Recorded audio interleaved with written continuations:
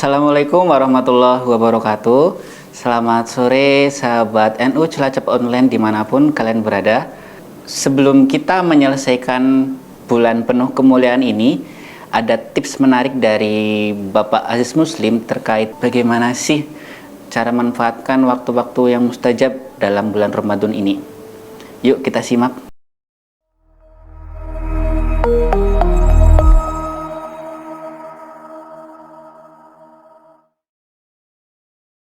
Assalamualaikum warahmatullahi wabarakatuh. A'udzu billahi minasyaitonir rajim. Bismillahirrahmanirrahim. Alhamdulillahi rabbil alamin wa bihi nasta'inu ala umurid dunya waddin. Assalatu wassalamu ala asrafil anbiya'i wal mursalin sayyidina maulana Muhammadin wa ala alihi wa ashabihi ajma'in.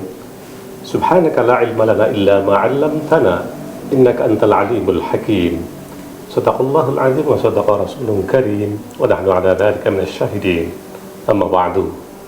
Para pemirsa rahimakumullah, alhamdulillah wa syukrulillah, hari ini kita masih diberikan kenikmatan yang luar biasa oleh Allah Subhanahu wa taala, yakni menikmati indahnya hari-hari di bulan Ramadan.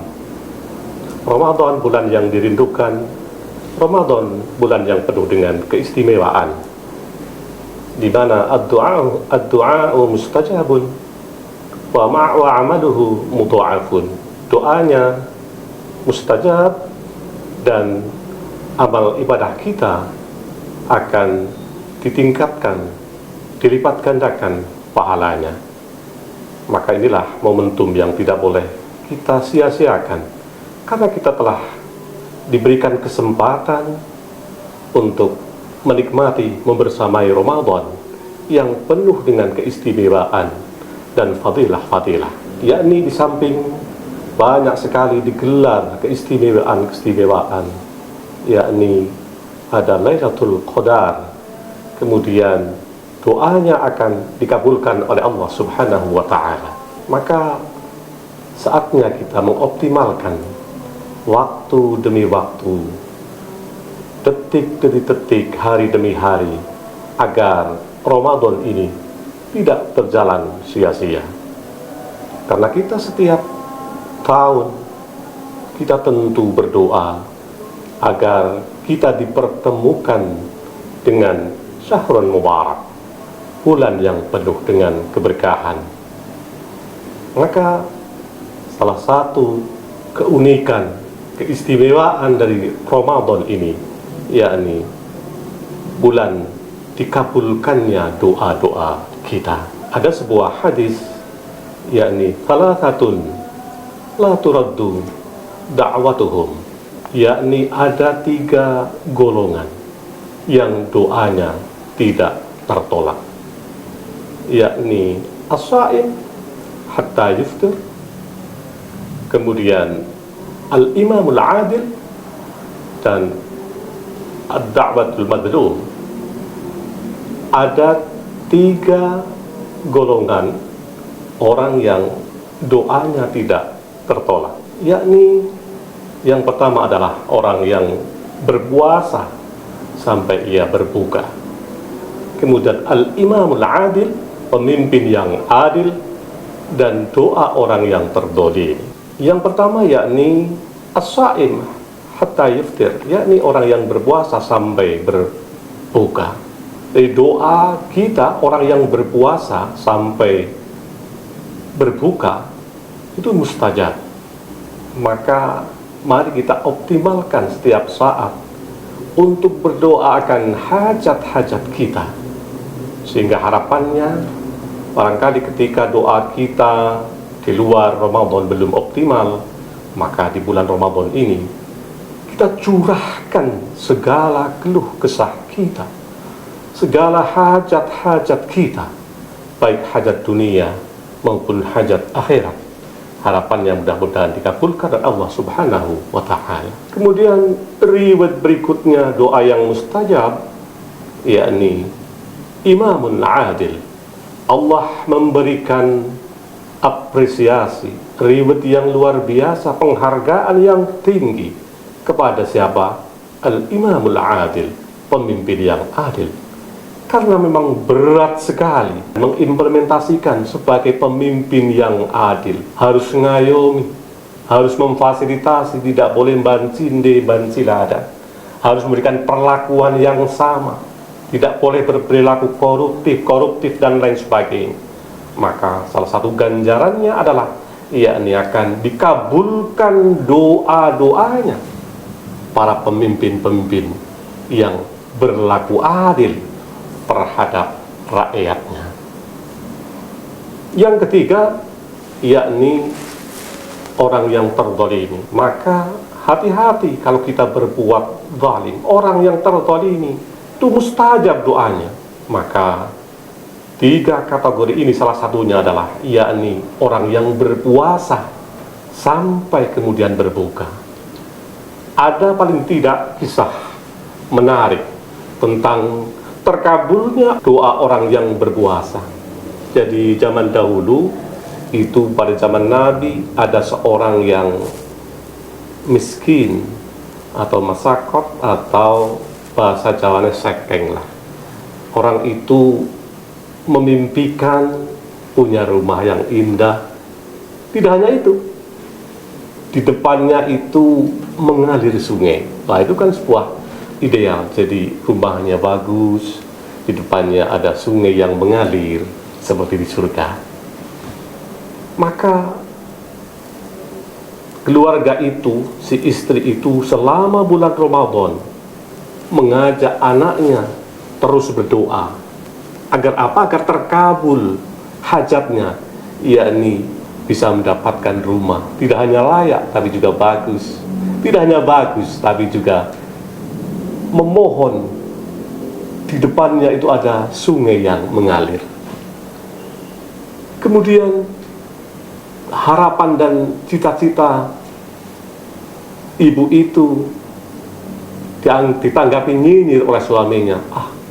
Masa iya kita orang sekeng, orang tidak punya profesi, tidak punya penghasilan tetap, masa iya Bu bisa memperoleh atau bisa memiliki rumah yang indah, apalagi ibu punya cita-cita di depannya ada sungai yang mengalir.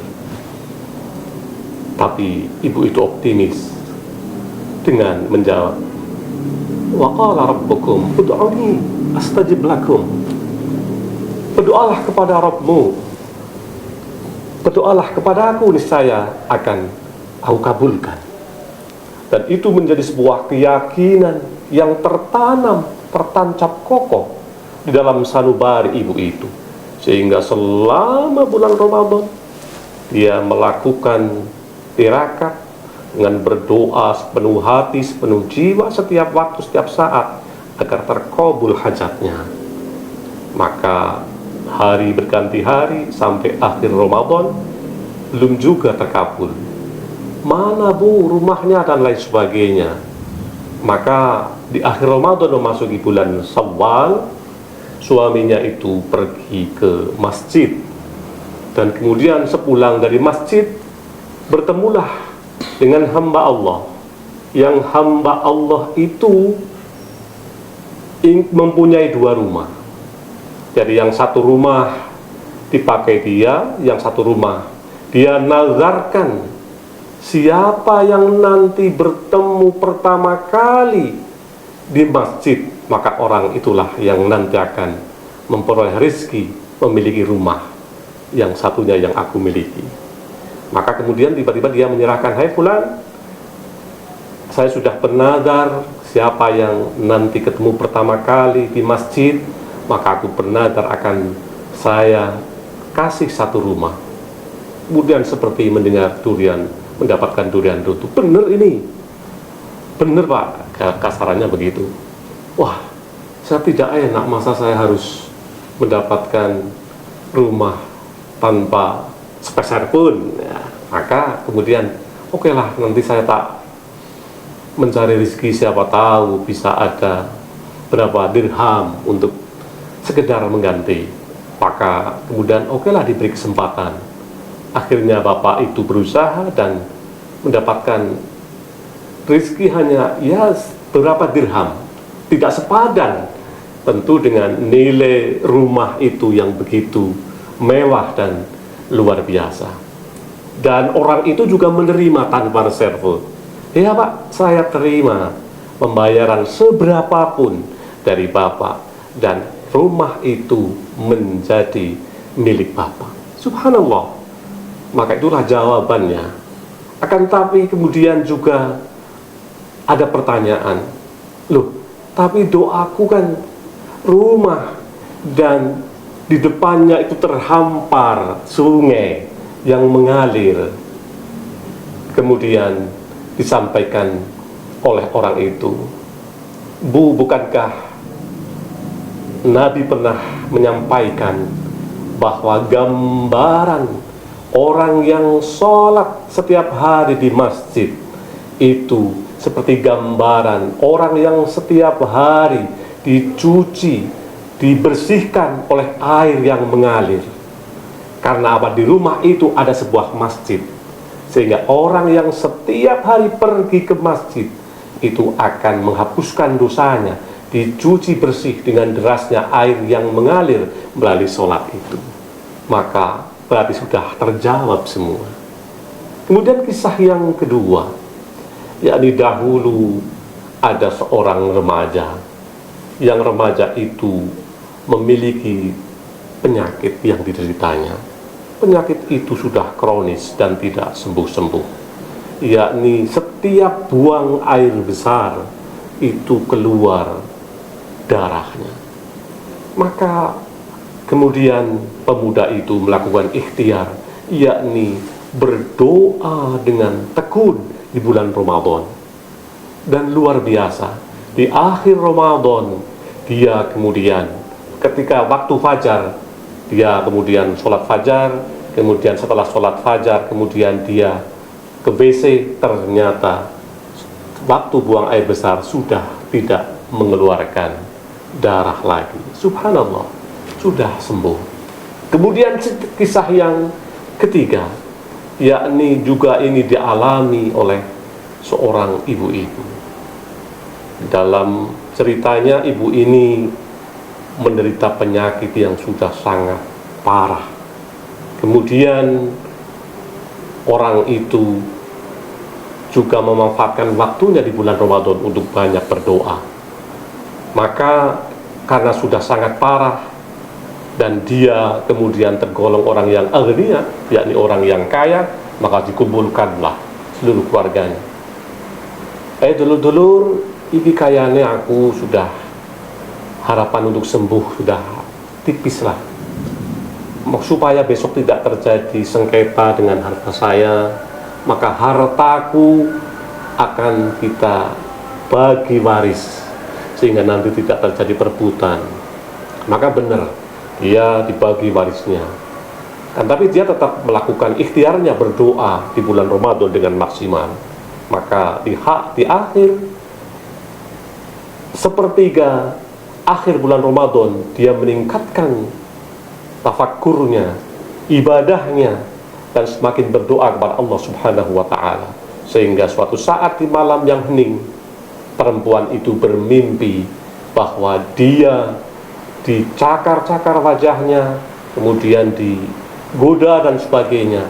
Kemudian dia bangun, mungkin ini saatnya ajal saya akan tiba. Akan tapi subhanallah, ternyata justru dia setelah itu sembuh penyakitnya. Maka dia mengucapkan syahadat asyhadu an la ilaha illallah wa asyhadu anna muhammadar rasulullah, dan kemudian dia sembuh total. Dan inilah hikmahnya luar biasa, dia mengoptimalkan 10 hari terakhir di bulan Ramadan untuk berdoa, bermunajat tentang hajat-hajatnya. Maka inilah momentum yang pertama, kapan waktu mustajab untuk berdoa, yakni selama dia berpuasa sampai ia berbuka, waktu yang mustajab. Kemudian yang kedua, yakni waktu ketika berbuka.